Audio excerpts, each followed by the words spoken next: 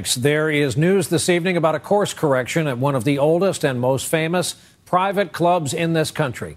Despite increasing pressure, Augusta National, home of the Masters Golf Tournament and the famous green jacket, has insisted on staying all-male until today.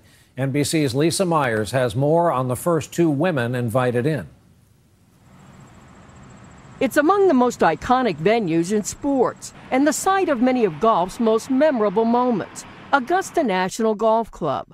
For 80 years, only men have been allowed to become members, but today that barrier finally came crashing down. Augusta Chairman Billy Payne called it a joyous occasion, announcing that two women had been invited to join and had accepted. Former Secretary of State Condoleezza Rice and financier Darla Moore, once described in a magazine cover as the toughest babe in business. This is a momentous day for the game of golf and for sports in general. It's like the Berlin Wall of discrimination finally coming down in golf. Augusta members traditionally include captains of industry, including Brian Roberts, CEO of Comcast, owner of NBC Universal. Augusta's decision to stop excluding half the population came 40 years after a woman first became CEO of a Fortune 500 company. A club insider said Rice and Moore had been under consideration for a number of years, but that the club was determined to admit women on its own terms and timetable.